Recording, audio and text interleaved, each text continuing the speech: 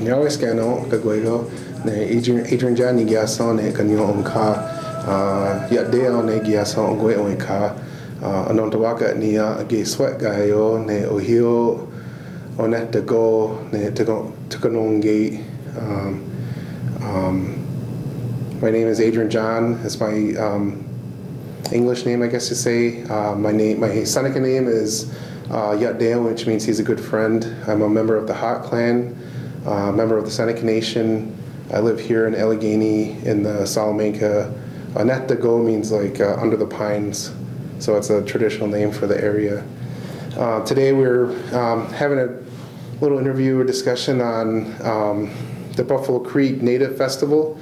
To start off with, this festival is being partly sponsored by the Native Roots Artists Guild. And the Native Roots Artists Guild is an organization of about 50 members made up of different Iroquois artisans doing traditional crafts and contemporary arts.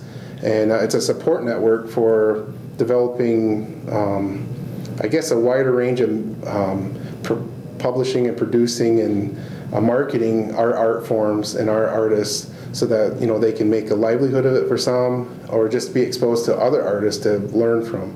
So it's a large network that we're building, and right now we do have about 50 members. And so far, I am a member of that Artist Guild. I am a board member of the Artist Guild, and one of the partnerships we have going on is with the Buffalo Creek Native Festival, which is happening August 6th and 7th at the Buffalo Wharf.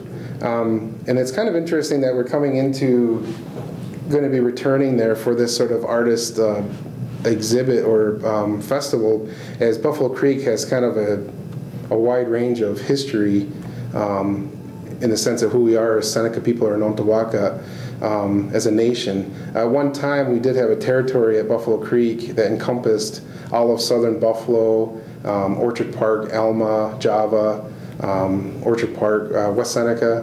West Seneca would have been the heart of that territory, but it was a place where at one point after the Revolutionary War that a lot of the Seneca were there, but also a lot of the other Iroquois Confederacy tribes were there, and at some point it was the main fireplace of the Iroquois Confederacy, where Onondaga held its main council sessions. And in the course of a series of treaties, about 4 treaties, that land was lost, and most of the people were disbanded to the Cattaraugus territory, to Allegheny, and up to the Six Nations territory in Canada. So we had lost that land, and it was probably one of the largest, if not the largest territory we had for the Seneca Nation. It was probably one of the largest territories in the East Coast for an Indian nation. But we've maintained our culture, we maintained our history and our arts and our foods and and for us that sort of event is not too long from us. It was something that some of our great grandparents were a part of in that removal, and so those stories are passed on and told to us so that we remember that. So it's in our grandparents' age of that removal. So for us to go back there and to share our arts, it has a way of celebrating that history, but also a definite idea of remembering that is our land, our Aboriginal territory, that we live there, or that we have that history there with that land.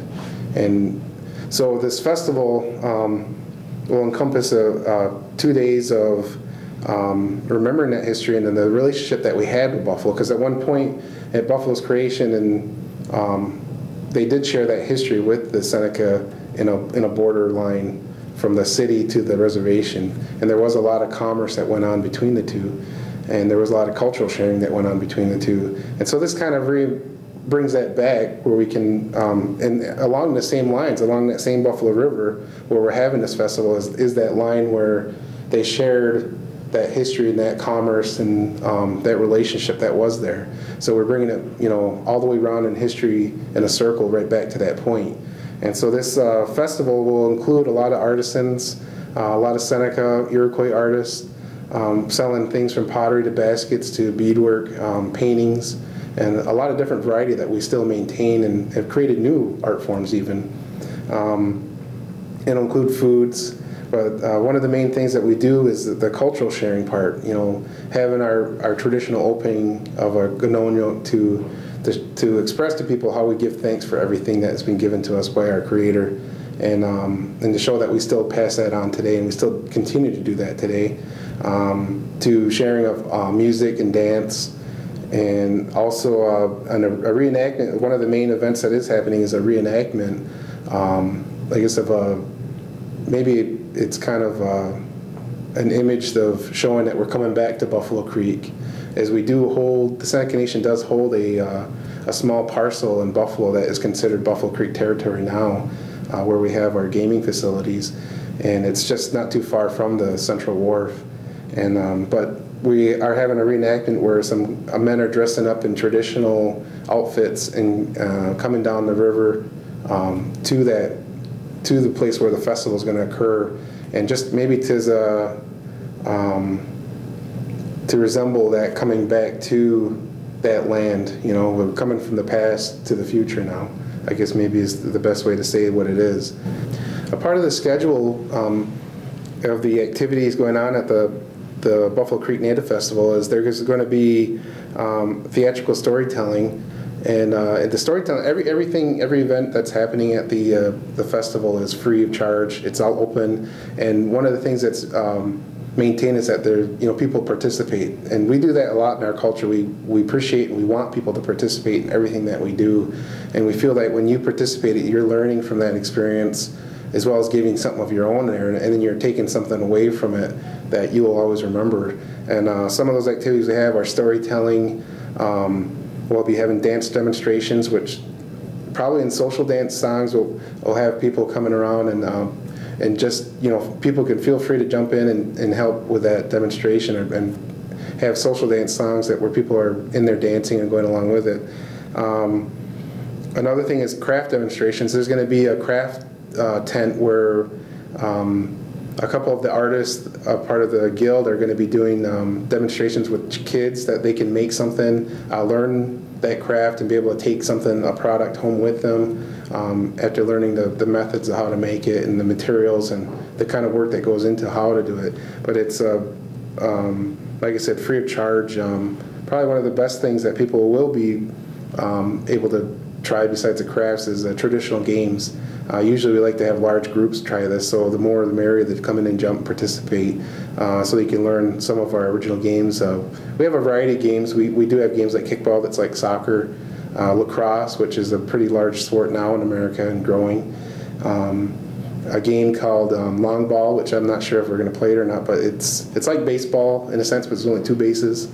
And hoop and javelin games. There's a wide range of games that we can share with children and adults. A lot of times our adults are playing these games today too, along with our children, so it's a full group activity.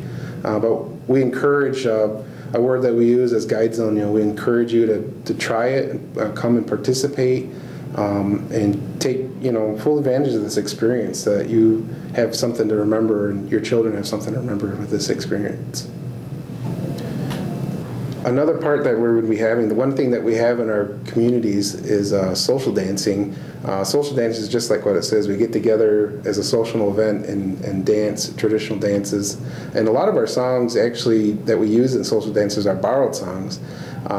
Like in things that we've seen, like one is Rabbit Dance, which from told to us, it comes from the Delaware Nation when our people used to go visit them in Oklahoma. So it's not too far in history-wise, because they just moved to Oklahoma in the 1800s. Another one is the Alligator Dance, which obviously up here in New York we don't have alligators, so where would you think we would get that? And we know that we get that song from the Seminoles. So these things are just learning experiences that we've been able to receive from other nations, just as like we share it today. So one of the events we're having is a traditional social on Saturday, the August 6th, from 7 to 9, and that's Saturday only, but that's a free event where everyone can come and see these songs, and full participation there is encouraged, and people trying the different dance steps, or coming to the middle and trying the rattles to sing. And that, like I said, is a shared experience where we've gone to other Indian nations and shared and learned songs from them and brought them back to our hometown and use them as social dances. So we encourage everybody to come in and try those dances and enjoy it. But it looks to be a very good festival and a very enjoyable one, and one that we hope to continue doing each year and maybe making larger and bigger, and it could turn into something even more, an arts competition, or it could be opened up, but this is the first year, and we definitely are looking for people to come out and support and enjoy it and take part in it, and hopefully learn something from it and that relationship and the history of the Seneca Nation's love for that land and history of how we used to live there, and maybe we can share that with the people and the tourists that come in and visit. Down in.